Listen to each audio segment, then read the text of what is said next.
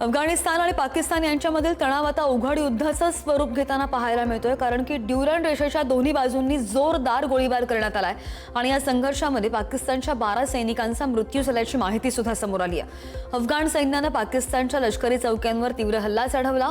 हा गोळीबार काबूलवर झालेल्या पाकिस्तानी हवाई हल्ल्यांच्या प्रत्युत्तरामध्ये केला गेला, तर प्रत्युत्तर कारवाई अंतर्गत नंगरहार आणि कुनार प्रांतांमध्ये ड्युरंड रेषेजवळील पाकिस्तानच्या लष्करी चौक्यांना लक्ष्य केलं गेलं असल्याची अफगाण सैन्याची माहिती आहे। अमेरिकेचे राजदूत सर्जिओ गोर यांनी दिल्लीमध्ये राष्ट्रीय सुरक्षा सल्लागार अजित डोवाल यांची भेट घेतली आणि त्यामुळे भारत अमेरिका संबंध पूर्वपदावर येण्याची शक्यता। अमेरिकेचे राजदूत सर्जिओ गोर यांनी शनिवारी भारताचे पंतप्रधान नरेंद्र मोदी, परराष्ट्र मंत्री डॉक्टर एस जयशंकर, राष्ट्रीय सुरक्षा सल्लागार अजित डोवाल आणि परराष्ट्र सचिव विक्रम मिस्री यांची सुद्धा भेट घेतली आहे। गोर हे डोनाल्ड ट्रम्प यांचा संदेश घेऊन आल्याची माहिती आहे। मोदी यांच्यासोबतच्या भेटीमध्ये गोर यांनी डोनाल्ड ट्रम्प यांनी स्वाक्षरी केलेलं एक चित्र सुपूर्द केलं, ज्यावर माननीय पंतप्रधान तुम्ही महान आहात असं सुद्धा लिहिलेलं पाहायला मिळालं। युक्रेनचे राष्ट्राध्यक्ष झेलेन्स्की यांनी अमेरिकेचे राष्ट्राध्यक्ष डोनाल्ड ट्रम्प यांच्याशी फोनवरून चर्चा केली। गाझा शांतता योजनेच्या यशाबद्दल ट्रम्प यांचं अभिनंदन केलं। जर एक युद्ध रोखता आलं तर रशिया युक्रेन युद्ध देखील रोखता येऊ शकतं असं सुद्धा झेलेन्स्की म्हणाले।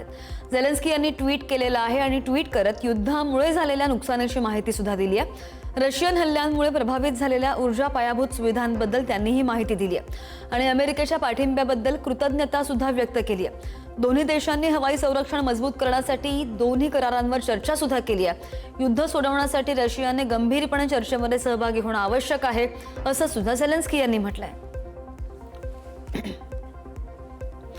डोनाल्ड ट्रम्प प्रशासनाने चीनवर लादलेल्या 100% अतिरिक्त टॅरिफचा जागतिक तंत्रज्ञान आणि पुरवठा साखळीवर गंभीर परिणाम होईल असा इशारा GTRI या नवी दिल्लीमधील थिंक टँकने दिलाय। डोनाल्ड ट्रम्प यांची टॅरिफ नीती आणि केअर अर्थसंकट या अहवालामध्ये भारताने अमेरिकेसोबत व्यापार करार करताना अधिक सावध राहावं असा सल्ला सुद्धा दिलेला आहे। भारताने आर्थिक स्वातंत्र्य जपून आत्मनिर्भरता वाढवण्याचा सुद्धा सल्ला या अहवालामधून दिला गेलाय। नोव्हेंबरपासून लागू होणाऱ्या या टॅरिफच्या निर्णयामुळे अमेरिका चीन व्यापारी संघर्ष आणखी तीव्र होण्याची शक्यता।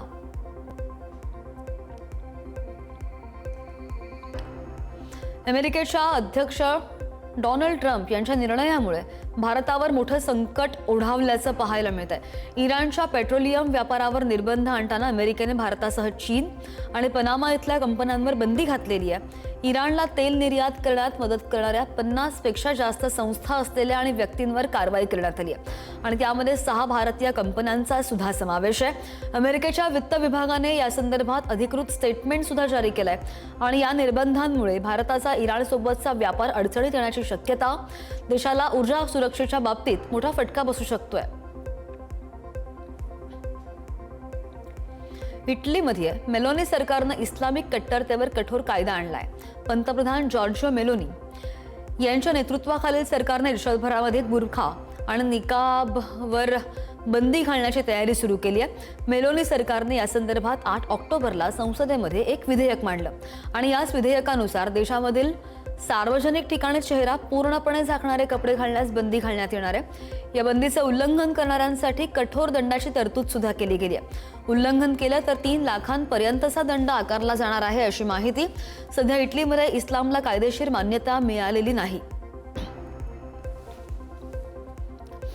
उत्तर गाझामध्ये युद्धबंदी लागू झाल्यानंतर हजारो पालस्तीनी नागरिक गाझा शहराकडे परतताना दिसत आहेत आणि 2 वर्षांपूर्वीच्या संघर्षामुळे उद्ध्वस्त झालेल्या या शहरात ना वीज आहे, ना पाणी, ना रुग्णालय, ना शाळा, तरी सुद्धा लोक आपला उरलेला सुरलेला संसार पाहण्यासाठी परत येत आहेत। ही युद्धबंदी अमेरिकेचे राष्ट्राध्यक्ष डोनाल्ड ट्रम्प यांच्या मध्यस्थीने झालेली असून हमासने 72 तासांमध्ये इस्रायली बंधक सोडण्याचं आश्वासन दिलंय।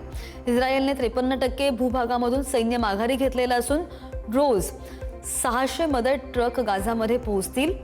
दरम्यान 200 अमेरिकन सैन्य सुद्धा गाझामध्ये तैनात केलेले जातील।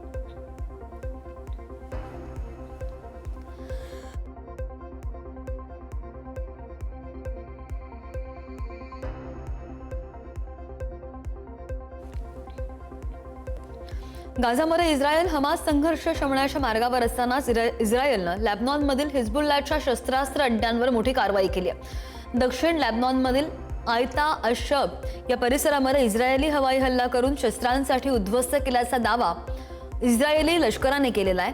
गुप्तचर माहितीच्या आधारे ही कारवाई झालेली आहे आणि हिजबुल्ला मोठ्या प्रमाणावर शस्त्र तयार करत असल्याचं सुद्धा समोर आलं. गाझामधील शांततेच्या प्रयत्नांच्या दरम्यान नेतन्याहूंनी केलेली ही कारवाई लक्ष वेधणारी आहे आणि त्यामुळे लेबनॉन इस्रायल सीमेवर पुन्हा तणाव वाढण्याची शक्यता.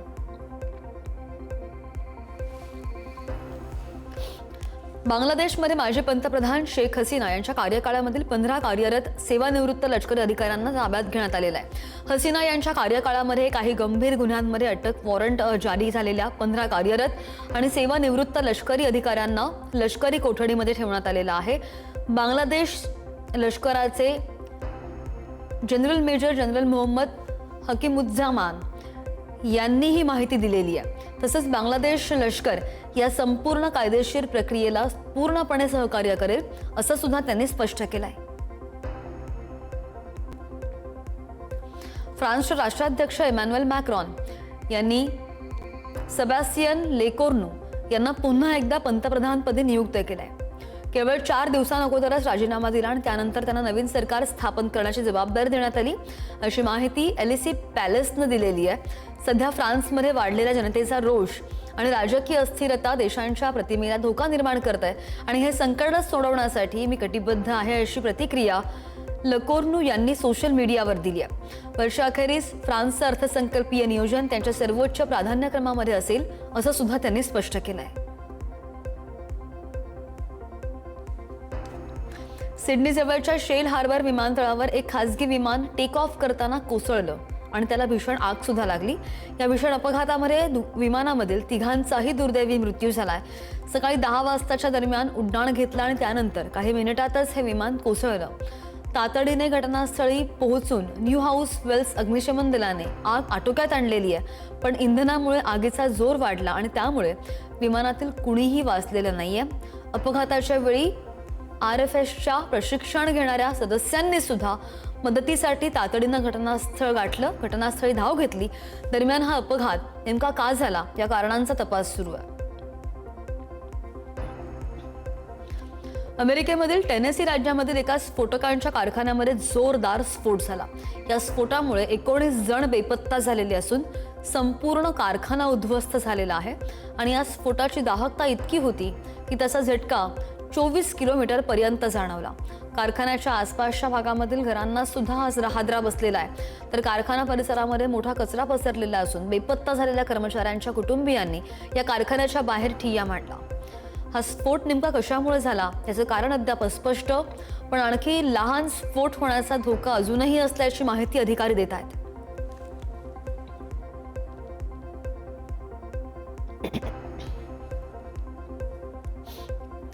पाकिस्तानची राजधानी इस्लामाबादमध्ये तणावपूर्ण परिस्थिती निर्माण झाली आहे. तहरीक-ए-लबैक पाकिस्तान या कट्टरपंथी संघटनेने गाझामधील हिंसाचाराविरोधात मार्च फॉर जस्टिस अंतर्गत अमेरिकन दूतावासावर मोर्चा काढला. लाखोंच्या संख्येने TLP समर्थक रस्त्यावर उतरले आणि त्यामुळे शहरामध्ये कडक सुरक्षा बंदोबस्त होता. लाहोरमध्ये पोलिसांसोबत झालेल्या चकमकीमध्ये 2घांचा मृत्यूही झालाय.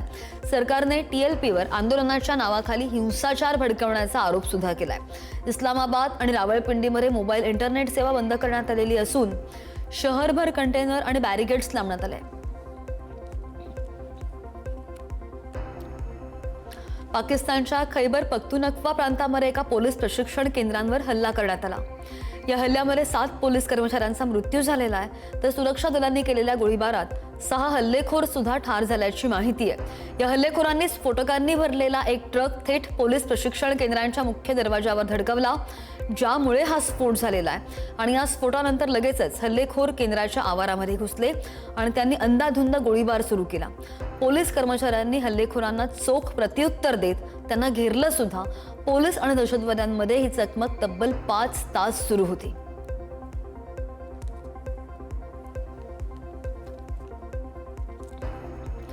दक्षिण अटलांटिक महासागरामध्ये शुक्रवारी 7.6 तीव्रतेचा भूकंप झाला असल्याची माहिती युनायटेड स्टेट्स जिओलॉजिकल सर्व्हेनं दिली आहे. या भूकंपामुळे चिलीच्या पश्चिम किनाऱ्यावर त्सुनामीचा इशारा देण्यात आलेला होता, पण त्यानंतर अधिकाऱ्यांनी धोकादायक लाटांचा धोका कमी असल्याचं सुद्धा स्पष्ट केलं. अलास्का आणि हवाई इथल्या त्सुनामी चेतावणी केंद्रांना सुद्धा हवाई कॅनडा आणि अमेरिकेच्या पूर्व पश्चिम किनाऱ्यांना त्सुनामीचा धोका नसल्याचं जाहीर केलंय. हा भूकंप दुपारी 4:29 झाला आणि त्यानंतर अनेक भागांमध्ये जबरदस्त धक्के जाणवले.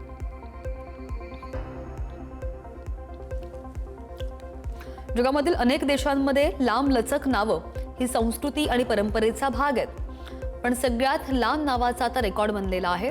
न्यूझीलंडचे लॉरेन्स वॉटकिन्स यांचं नाव सर्वात लांब असून त्यांना जगातील सर्वात लांब वैयक्तिक नाव ठेवण्याचा गिनीज वर्ल्ड रेकॉर्ड सुद्धा मिळाला आहे. मार्च 1990 मध्ये लॉरेन्स यांनी आपलं नाव कायदेशीररित्या बदलून त्यामध्ये 2000हून अधिक मध्य नावं जोडली. या बदलांमुळे त्यांचं नाव एकूण 2253 शब्दांचं झालंय. गिनीज वर्ल्ड रेकॉर्ड्सचे पुस्तक वाचलं आणि त्यानंतर सर्वात लांब नावाचा विक्रम मोडणं आपल्याला शक्य आहे आणि हे त्यांच्या लक्षात आलं. त्याच वेळी त्यांनी हे सुद्धा सांगितलं. ओडिशाच्या प्रसिद्ध चिल्का सरोवरामध्ये अचानक एक महाकाय वादळ आलं आणि त्यामुळे पर्यटकांमध्ये भीतीचं वातावरण आहे. हवेच्या दाबामध्ये अचानक बदल झाला आणि त्यामुळे तलावाच्या मध्यभागी वादळ तयार झालं. अनेकांनी हे दृश्य त्यांच्या मोबाईल फोनमध्ये चित्रित केलेलं होतं. स्थानिक लोक या वादळाच्या नावाला हत्तीसुंडा म्हणतात आणि हे वादळ हत्तीच्या सोंडेसारखं दिसतं. हे वादळ हळूहळू नाहीसं होतं आणि या घटनेचा व्हिडिओ नंतर व्हायरल झाला. 2018 आणि 2019 मध्ये चिल्का सरोवर अशाच प्रकारचे वादळ यापूर्वी सुद्धा या सरोवरासमोर दिसलेलं होतं, मात्र यंदा हे वादळ आणखीन स्पष्ट दिसत होतं.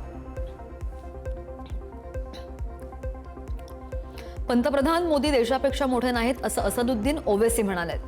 राजकीय लढाया नेहमीच विचारसरणीवर आधारित असतील, पण देशाचा फायदा सर्वात महत्त्वाचा आहे. पहलगाममधील दहशतवादी हल्ल्यामध्ये पाकिस्तानच्या ISIनं प्रशिक्षित केलेल्या व्यक्तींनी येऊन लोकांची हत्या केली आणि अशा वेळी आम्ही देशाची बाजू मांडण्यास नेहमीच तयार आहोत असं सुद्धा ओवैसी म्हणाले.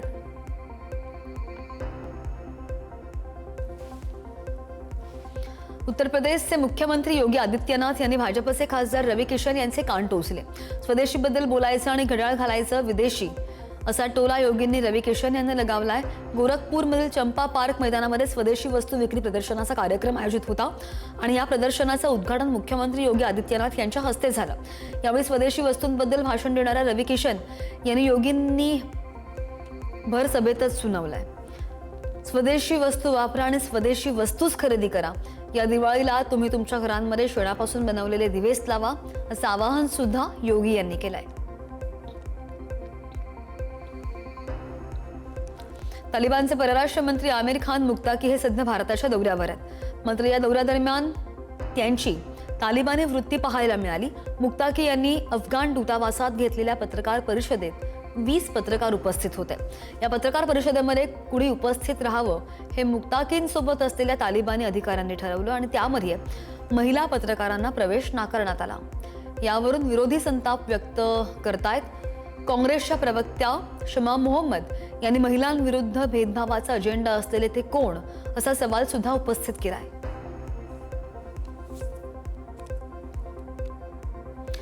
तालिबान परराष्ट्र मंत्री आमिर खान मुक्ताकी यांच्या दिल्लीमधील पत्रकार परिषदेमध्ये महिला पत्रकारांना प्रवेश नाकारला आणि त्यामुळे लेखिका तस्लिमा नसरीन या सुद्धा चांगल्या संतापल्याचं पाहायला मिळालं.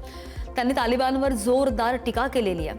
तालिबान महिलांना माणूस म्हणून मानतच नाही आणि त्यामुळे त्यांना मानवाधिकार सुद्धा नाकारतो अशी टीका त्यांनी केली आहे. तालिबान ज्या इस्लामचं पालन करतो त्यामध्ये महिलांना घरातच राहण्याची अपेक्षा आहे असं सुद्धा त्या म्हणाल्या. यावेळी त्यांनी पुरुष पत्रकारांना सुद्धा सवाल केलाय.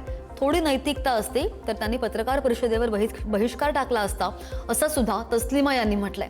त्यांनी तालिबानला महिला द्वेषी आणि क्रूर राज्यकर्ते म्हणून सुद्धा संबोधलंय.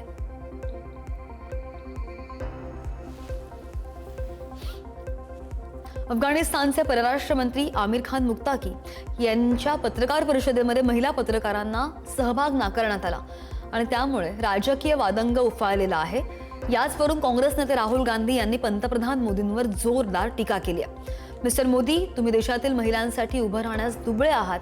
अशा भेदभावावर पंतप्रधानांचं हे मौन त्यांच्या महिला शक्तीच्या घोषणांचं पोकळपणा दाखवतं, अशी एक पोस्ट राहुल गांधी यांनी केली आहे. प्रियंका गांधी आणि महुआ मोइत्रा यांनीच सुद्धा सरकारवर हल्लाबोल चढवलाय. महिला पत्रकारांना प्रवेश नाकारल्यामुळे महिलांच्या हक्कांविषयी सरकारची भूमिका पुन्हा एकदा प्रश्नांच्या केंद्रस्थानी आली आहे.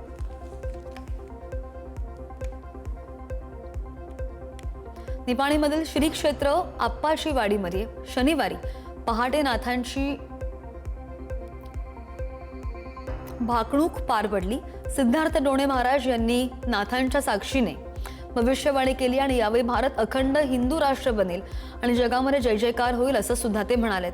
त्यांनी तिसऱ्या महायुद्धाचा इशारा सुद्धा दिलाय, ज्यामध्ये निष्पापांचे बळी जातील असं सुद्धा ते म्हणालेत. आणि यावेळी वाडी कुर्ली परिसर, पिवळ्या भस्माचा महिमा आणि हाल सिद्धनाथांच्या बांधकामाला 33 कोटी देवांचा आशीर्वाद असल्याचं सुद्धा त्यांनी म्हटलंय. 5 दिवसांच्या यात्रेची सांगता रविवारी होईल आणि यावेळी भाविकांनी मोठ्या श्रद्धेने दर्शन घेत आणि नाथांचे आशीर्वाद घेतलेत.